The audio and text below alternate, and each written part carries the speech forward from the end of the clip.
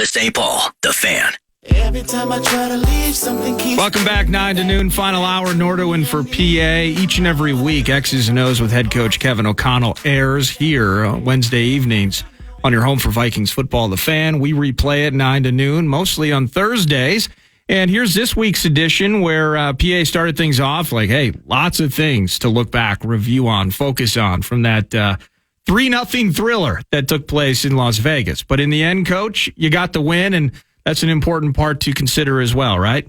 Yeah, there's no question. Every time we go out there, we'd love to score 30 and ring the bell a few times. But defensively, to get the performances we've gotten out of them in a time where we're trying to, really work through, some adversity on offense and to get the special teams performance we did.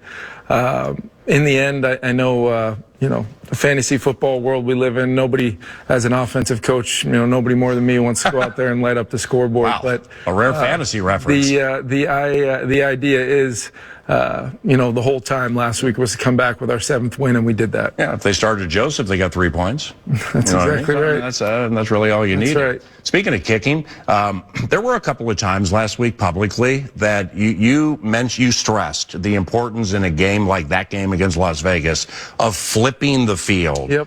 And the punter came through with 4 inside the 20. I mean, personally speaking, I thought that was massive. Yeah, I thought it was huge, and we've worked it, we've talked about it. Field position in the NFL, it's a critical stat, and especially when you are in a low-scoring game, every yard matters. I thought some of the things BP did, trying to get us some yards back and see if we could get those tough, decision-type catches for a punt returner and turn them into a 5, 10, 15-yard gain. Those all matter. And then, like you said, Ryan Wright stepping in there and having 4 inside the 20 and really good directionally to help with our coverage units and, all the way around. I thought it was a really solid effort. And with him, correct me if I'm wrong here, because I just don't remember a lot of the directional punts last year. I mean, is that something on which he's working and looking to improve every game? Yeah. I mean, a lot of times last year we were trying to, rookie punter, just let him, take some swings at it and hit it with hang time and some depth there, let our gunners get down there. Now we're really trying to hone in on trying to pin the returners in certain areas and leverage those returns and really take advantage of the fact that we are getting some friendly looks because we faked a couple this year. Mm-hmm. A lot of times people are anything even close. We're getting a lot of safe looks and allowing us to, really hone in on getting some coverage down there and take advantage of Ryan's ability to pin people deep. How often do you practice the pooch?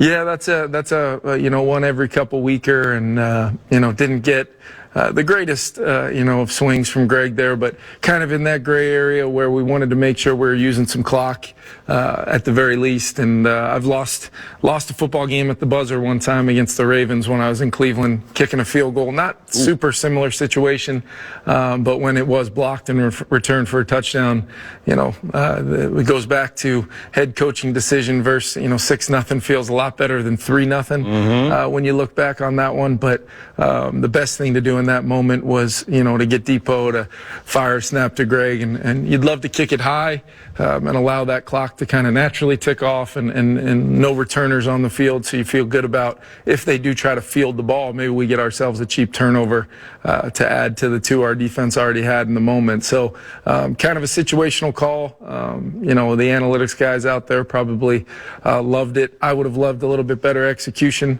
but that's why we go back to work. Well, you mentioned like the status quo analytics, like overarching view that people will read. Well, if that were the case, you'd go for 2 every time. Yep. You never would punt. Yep. I mean, just all of that. I'm sure you've seen that, right? Yeah, and the one thing we've talked about this before, I know. And our 2-point game, by the way, was the bomb last year. Our 2-point game's really good. Yeah, and a lot of that is because those are scoring plays. We've got to get down in the red zone to have some decisions to make on that, obviously. But no, I think you look around the league and you see some of the scenarios down 14 and you score like Tennessee did last week. There's some things that we absolutely would really look long and hard at. But I think it's important nowadays to understand, as great as all of that information is, and I value it tremendously. It's a huge part of my decision making. There's still a feel. There's still a feel of how the game's going, what particular side of the ball is playing well for your team and where you want to kind of hedge on the risk that comes with that. Because in the end, we are winning close games, trying to without some of our best players in there, and significantly losing players throughout a game like that on offense. That's where I was most proud, PA, about our ability not to turn the football over no matter what.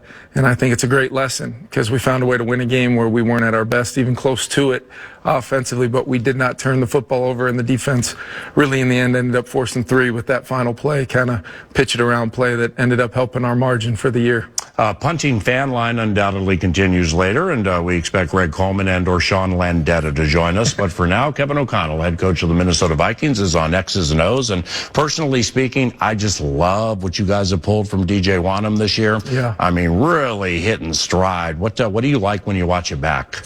He just does everything well. No matter what in our defense, everybody highlights Daniil's production, rushing the passer, and Josh Metellus, Harrison Smith, and Cam Bynum at the safety positions, and that's all unique. But to make a lot of it go, that other guy on the edge, whether he's dropping, whether he's rushing, getting to the quarterback for another sack like he did last week, or, being a real force in the run game, setting edges, playing with physicality. Flo very early on identified DJ as a guy that could kind of be the jack of all trades type player, great compliment to Daniil on the other side. And he's taken that role and really turned it into, his best season and really turning into a really impactful player for us. I absolutely love DJ Wanham. And Cam Bynum, over the years, Cam's done some good things. Yep. But again, there's another one that this year it just seems in this defense with the way you guys do it and run it and change it, I mean, he fits it perfectly. Yeah, and the way that he complements Metellus and Harry, and when we go to different groupings, those guys are playing. They're just X's out there, and they can be playing different spots. Go ahead and try to label them on a depth chart. I'd love to see your call sheet up there in the box. Yeah. Trying to figure out what Troy Dye when 4 or 5 got that sack. Trying to figure out what to call some of these guys, but that's the nature of it. Because offensively, we have to try to figure out who's who and target things accordingly, and that's one of the ways you can very simply cause some confusion for the other side. And Flo and his guys do a great job with that. And Metellus, I mean, both safety spots, inside linebacker, outside linebacker. I mean, what positions has he played like this year? Inside corner, what? I think depending on the look, I'm sure we can find some clips where he's gone out there to the outside corner spot and matched the tight end or a back. He's around the line of scrimmage a lot. He's in the deep part of the field. He's being the middle runner against the Packers, stealing an interception there down the middle of the field. Had another opportunity versus Denver. It's his versatility, but it's great to be versatile, but it's his effectiveness of doing all those jobs really, really well. He's been one of those guys that I've always thought of as kind of that, guy that can fill a lot of different roles, physical enough in the run game, great blitzer, has some ball skills, great tackler in space.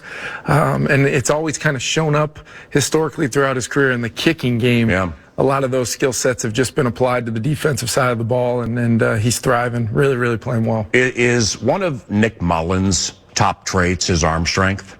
I think he's got good arm strength for sure, but where it looks like his arm strength is really coming to life is his suddenness, his compact delivery, his ability to play grounded and get the ball out in rhythm on time, be a great decision maker, be accurate with the football, and then the football IQ and understanding of this is the coverage, this is what we're hunting on the play. Did we get that look? Did we not? Where is my progression starting, continuing, and finishing? That's where Nick's comfort in our offense really came to life late in the game, trying to find a way to move the football without B.O. and Maddie and JJ in the game, and Nick brought us down the field and did exactly what was required in the moment to find a way to those massive 3 points. Now clearly the Bengals are down Joe Burrow, and the game is at noon on Saturday on KFAN and the Vikings radio network. Defensively speaking, Trey Hendrickson and the rest of the Cats, how similar are they from what you see now to what you saw a couple of years ago when you beat them in the Super Bowl? Yeah, they're similar from a standpoint of Hendrickson and Hubbard on the edges, B.J. Hill inside, Logan Wilson, a lot of those the players that I remember getting ready for, where they've kind of changed and morphed a little bit is on that back end. They're much younger at the safety spot. You know, they lost a couple players in free agency, and they replenished those guys with some young players. I've always thought that at the nickel spot, they have a really strong player, good blitzer, a guy that's really sticky in coverage, in Hilton, and then Awuzie, whether going back to my time in Washington when he was in Dallas or since transitioning to Cincinnati, expect him to match Justin and follow him around, and that'll be a great matchup to watch two really good players going at it. That's head coach Kevin O'Connell with PA, X's and O's with head coach Kevin O'Connell Wednesday nights right here on the Fan, and then we replay it Thursday mornings.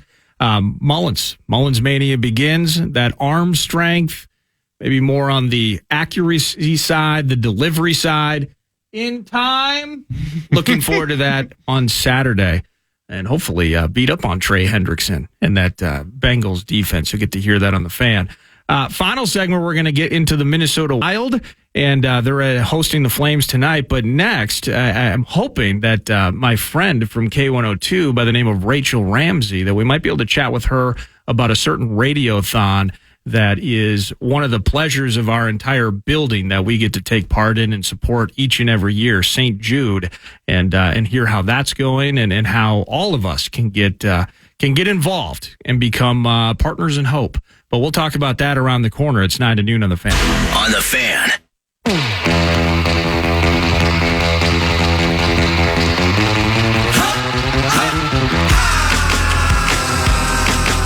Check out the Friday football feast tomorrow at Buffalo Wild Wings in Roseville. Doors open at 8 a.m. ahead of a live 9 to noon broadcast with PA and Church.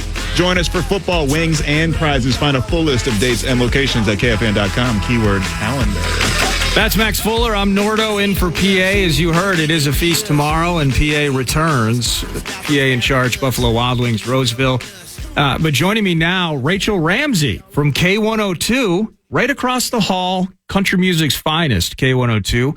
It's a building, it's a family, a dysfunctional family here at iHeart Minneapolis. There's no doubt about that. But when something needs to be done and something needs to be accomplished, all of us come together and help the best we can. And that's what K102 and so many people are doing down the hallway, Rachel, as part of the St. Jude Radiothon. It's possibly the coolest thing that happens in our building over the course of the year. Now, what's happening with St. Jude? Yeah, we're on day 2 of the Midwest Cares for St. Jude Kids Radiothon. We do it 2 days every single year. Most important, I think, 2 days out of the year that we do in this building, raising money for the kids at St. Jude. Usually raise over $1 million in these 2 days, which is pretty incredible. I mean, St. Jude, an organization that's helped push the overall survival rate from kids with childhood cancer from 20% to more than 80%. And their mission is that they won't stop until no child dies from cancer. And so we're over there raising funds all day, but I'm here to ask all the KFAN listeners to reach into your pocket if you can and become a partner in hope. It's $19 a month. That's all it is. Put it on a credit card. I think we did the math. It's something like 60 cents a day, and you pledge that. It goes right on your credit card. And you get to help the kids at St. Jude. So if you want to pull out your phone, the number is 1-800-303-1135. I'll say it again, 1-800-303-1135. And if you call now, we're doing something, kind of a little bonus in there for you. Absolutely. And key to all of this, by the way, the ease.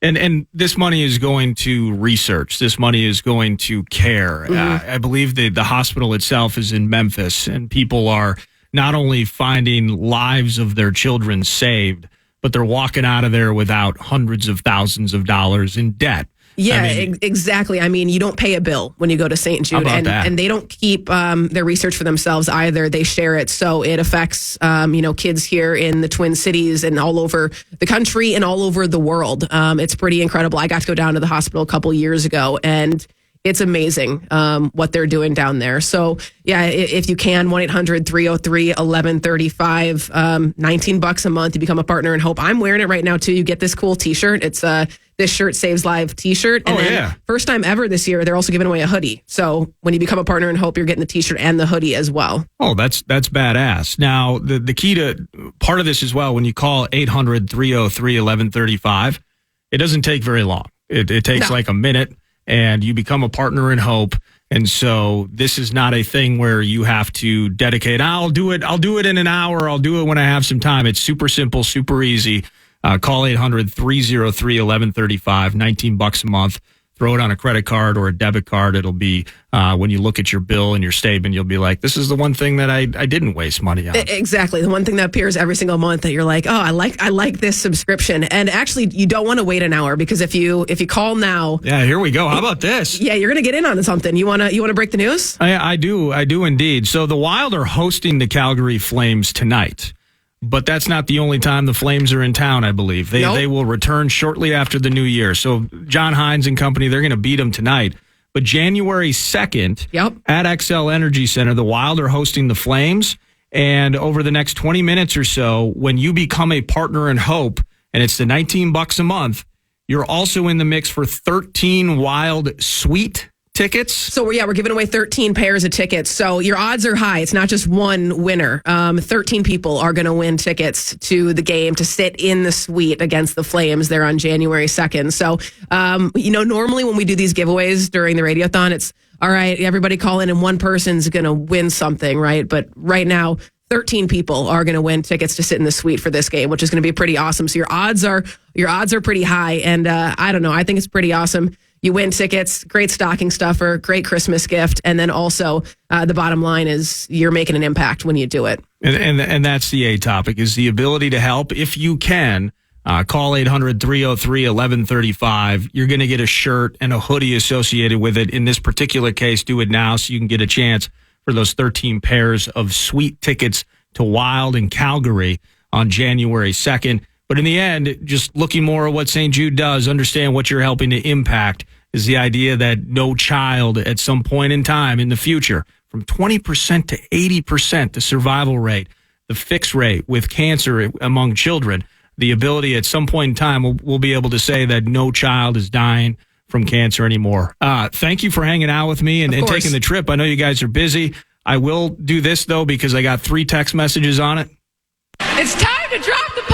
Had to know it was coming, and I expect to get it as soon as I get back over to K102 and we keep doing this. They really like to push that when we're doing Wild hockey stuff. Oh, they do? Okay. Only during the Radiothon when we talk Wild hockey, But no, thanks for that, Nordo. No, I appreciate it. Keep kicking ass at K102, and love all that you guys are doing down the hall here with St. Jude. And for giving me time. Yeah, of course. I'm going to drop that phone number 2 more times here for you guys. 1-800-303-1135. It's 1-800-303-1135. Hopefully you pick up the phone, become a partner in Hope, and hopefully you're one of the 13 folks to win those sweet tickets to go see the Wild take on the Flames in January. $19 a month, partner in Hope. Thank you so much to Rachel Ramsey. Kevin Gorg is next. Minneapolis, St. Paul, the Fan.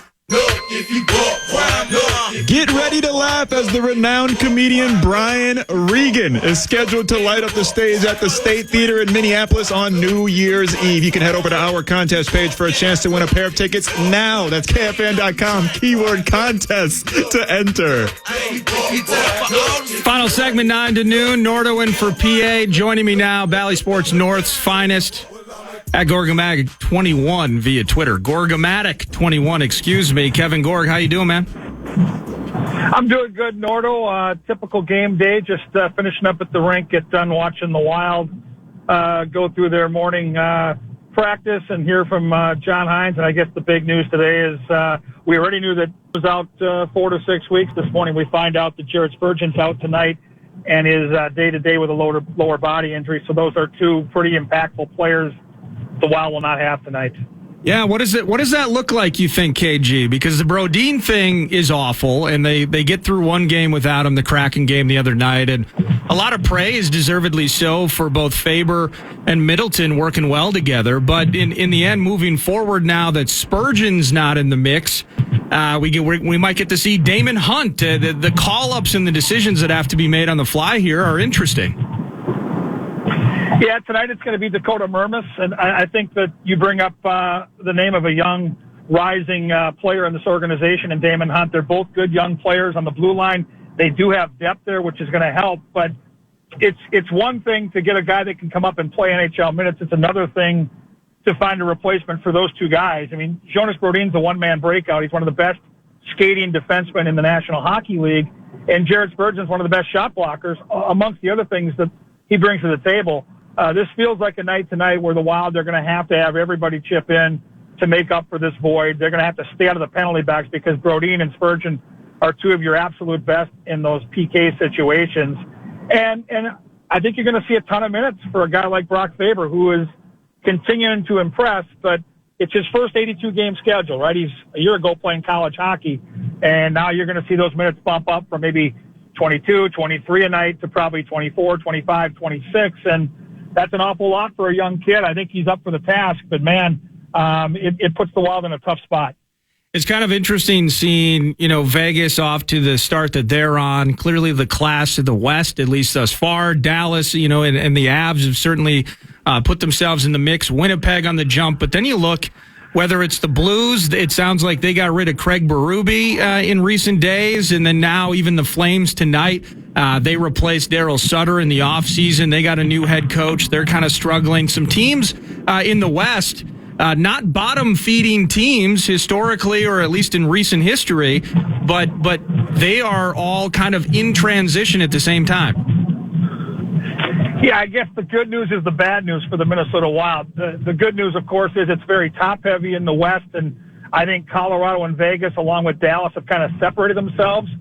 The bad news is they're going to be tough to beat come playoff time. But back to the good news is there's some low-hanging fruit. And even though the Wild got off to a really tough start, and obviously Dean Evason was a casualty along the way with that slow start and that 7-game losing streak we had last month, now the Wild are in a position where they don't need 103 points like they got last year to make the playoffs. If they can get somewhere to the mid-90s, they're going to be in that conversation. And that's very, very doable. They're 5-2 after the coach change. They look like a team that's certainly on the come.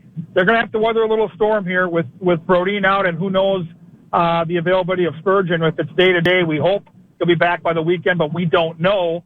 And you've got some home games finally. A team that's been on the road, Nordo, most of the first month and a half of the season, long road trips like we had last week, 7- and 8-day road trips. Now they've got a stretch where they're going to be home for 7 of the next 10, and this is a very, very important stretch of hockey for Minnesota. Matt Boldy remaining on a heater. What has gone so well for him, do you think, over the last now 7-8 games where he's finding the net on a regular basis? I know the coach hasn't been shy about mixing things up. If it's not working, next game it looks a little bit different. And they haven't been perfect. Zuccarello taking a bad penalty, I think, in the Vancouver game. But all the same, or maybe it was the Edmonton game, I forget now. But all the same, guys like Boldy on an absolute heater right now. What's good? Yeah, Boldy is a guy that during that losing streak looked like he needed a hug. I mean, he was getting chances. He wanted to get the job done. I think all the guys in the room knew that the pressure was amping up for Dean Evason and his coaching staff, and I think Matt Boldy wore that, and you could see how much pressure he was putting on himself. He's a guy that just needed to see the puck go in, and he was missing the net. Goalies were making saves, had a couple of pipes along the way, and you just felt like if you got one, if you get that puck in the net, he's a guy that is, from what we've seen in the little time we've seen him with the Minnesota Wild, a guy that can get hot and get hot quick. And that's exactly what's happened. He's feeling good right now. He's got his confidence back. He's making plays. Shots that were going over the net a month ago are now going in the back of the net. And, the Wild have kind of, if you look at the way this roster is assembled right now, they've kind of gone top-heavy with their front line. Joel Eriksson, their leading goal scorer.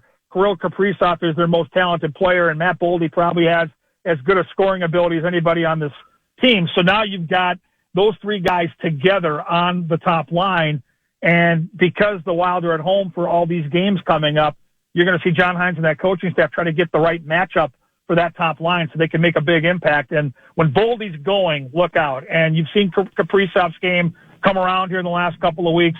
They both feel like they're going, and Eck has been good from the drop of the puck this year. So that's certainly something to watch tonight against Calgary, because as much as I think Calgary's a nice club, and they just played Vegas and Colorado to the wire on back-to-back nights on the road, I don't think we'll have an answer for that top line if they get rolling tonight. Going backwards, you mentioned Kaprizov, and in some ways it's almost like no news is good news, because I remember when they first made the coaching change, And you kind of hear some, I think it was Dean specifically, maybe even a day or two after we heard the news that he was let go. I forget where it came from, but there was kind of the implication or insinuation maybe that he still wasn't over that injury that kind of held him down over the playoffs against the Stars last season. So no news, good news. Kaprizov starting to look like the number 97 we need. Yeah, he looks like a completely different player, and you could tell the first couple of weeks, Nordo, he was fighting it a little bit. Yeah. And I think Dean Everson probably gave us a little hint too. Like, listen, that was a serious injury last year. He was playing through a lot of pain, and I think having been with this team as many years as I have, these playoffs get over, and the players kind of go their different way. We don't know what they're dealing with. He came into camp and he didn't miss any practice time, didn't miss any game time, so we just all assumed he was 100% when clearly Kirill was not 100%. He didn't have the burst. He didn't look like Kirill Kaprizov. In the last couple of weeks, that has changed. And I think it's super interesting that even though he never missed any time, he probably had some things that he was still working through. And, just even yesterday after practice, I think the biggest tell for me is 40 minutes after the Wild got done skating yesterday and we got done with our media availability with the coach and with the locker room, I come upstairs, and once again, there's Zuccarello and Kaprizov out playing some skill games on the ice. This is what we're used to seeing. We didn't see as much of that in the early part of the season, but he's clearly feeling really good right now. I had a chance to talk to Kirill on this last road trip, and he didn't get into where he was before. He just said right now it's as good as he's felt all year, and that's a really good sign for the Minnesota Wild. Last couple for you here, and I'll let you get on to enjoy the day leading into eventual puck drop and Bally Sports North, Kevin Gorg, and all of his reporting duties. Now, Kevin, with the goaltending, it's going to be Gus Bus tonight in net against the Flames. As we've watched this team now win 5 of their last 7, have we seen stabilization between the pipes? Has it been because of the blue liners in front of them, a healthy combination of the two? How do you see things being solidified back there? Well, you make a great point, Nordo. The save percentage since John Hines has come in is .942, and it was below 90 before he got here, and that was a big part of the reason that the change was made. I don't think John Hines has done anything to amplify the goaltending skill that's clearly there. I had a conversation with goaltending coach Freddie Shabbat on the last road trip about this, and he said the team's finally figured out a way to defend it. And I think the little tweak you've seen from Hines as the bench boss has been being more predictable in the D zone. They're now doing a specific set of things so goaltenders know exactly what's coming their way. They've defended more, and they've also had the puck more. The Wild are playing a better brand of hockey, and so I think the goaltenders in the first month and change weren't at their absolute best, but I think part of that was the type of shots they were seeing, the penalties this team was taking, 5, 6, 7 penalty kill situations tonight. It's not going to do anybody any favors. So I think, it's a little bit of both. The team's defending better, the goalies are playing better, and they kind of have been feeding off each other. And I think if this team's going to be a playoff team, and again, we love Marc-Andre Fleury, the milestones he's about to hit. He's a Hall of Fame guy. It's all incredible. But let's be honest. Phil Gustafsson at the end of the day is going to play between 50 and 60 games. And he has to be the guy we've seen here now since the Wild got to Sweden. I think that's the turning point in his season. His best game in the early part of the season with Dean Everson still as the head coach was that game he played back in Sweden. And from that point on, he's been a different goaltender. The numbers have been ridiculous. And I don't think it gets lost, Nordo, that last year about this time of year he got hot and carried this team the second half of the season, and certainly Minnesota's hoping he can do that again this year. Now, if I remember correctly, you have a certain amount of love and adoration for the Denver Broncos, and you may be wearing a game-worn John Elway right now. Can we get, even though I don't like Sean Payton and I'm not really partial to Russell Wilson, can your Broncos beat the Kitties this weekend? Well, I tell you what, I'm not a Sean Payton guy either. As much as I love my Broncos, not my favorite head coach. I like the way they're playing. They're playing very, I think, smart, safe football. Their defense, which was awful earlier in the year, gave up 70 at Miami, has come around. They're getting pressure on the quarterback. They're making plays in the secondary. And then offensively, what they do is real simple. They run a basic offense where they're throwing short little dump-offs to the running backs and tight ends. And then if they get a chance for the defense to cheat up, they're going to go deep to Cortland Sutton. Detroit, to me, looks like a team that's going the wrong direction right now. So even though Detroit deserves to be the 4 or 5 point favorite they are on Saturday, I think Denver has a very, very big opportunity to go in there and steal that game, which would be great for the Vikes, clearly, to put Detroit in a real tough spot with the Vikings still having 2 games against the Motor City Kitties. So I'm not calling my shot right now, but I'm saying if you're out there where it's legal to make a wager, I'd take the 4.5 points and I'd run. I like that. Go Broncos, go Wild, and go Gorgie. Call a great one as you always do this evening and analyze it as you always do. And thanks for the time this morning. Always fun chatting with you, Nordo. Go Bronx, go Wild, go Vikes. Talk to you soon. There we go. That's Kevin Gorg, Gorgomatic21 via Twitter, Bally Sports North hockey analyst, paddock analyst at Canterbury. The guy absolutely does it all. Go Broncos. There's no doubt about that. The final segments of 9 to noon, as you hear, usually when I do the wraps, the 9 to noon wraps, not the content, just the time slot. Brought to you by Casey's. Thank you so much, Casey's. And, of course, you download the free Casey's app, and they're doing 24 days of rewards. Yes, indeed. It is that time of the season.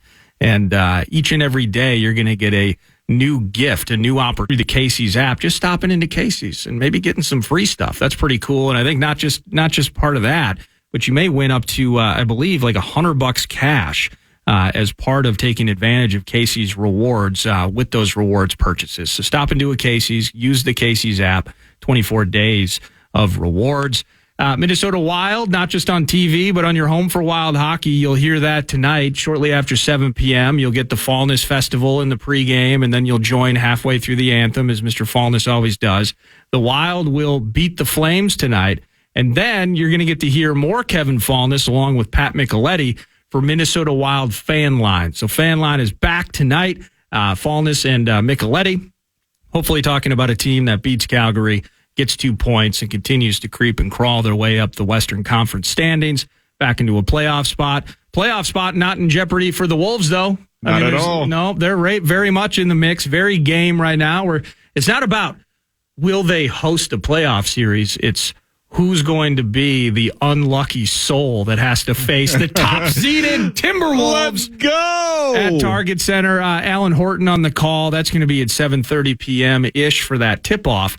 And that's going to be on the free iHeartRadio app. You're going to get the exclusive Timberwolves channel, pre and post, all of that included. They do terrific work, and hopefully the Minnesota Timberwolves can double up. A double feature tonight. Wild win, Wolves win, as they host Luka Doncic and the Dallas Mavericks. And as we wrap up, thanks as always to Max, who is an absolute blast to work with whenever I do fill in. We did hear from Rachel Ramsey last segment, so I do want to finish up with one more quick mention of St. Jude and the work that they're doing, cancer research, healing children, those that have childhood cancers, taking a success rate from 20% to 80% over the course of time, and it's because people are donating, people are helping, and via the St. Jude Radiothon, a couple of days each and every year that takes place here in our building. Everyone is just working to the bone over there, answering the phones, doing various promotions.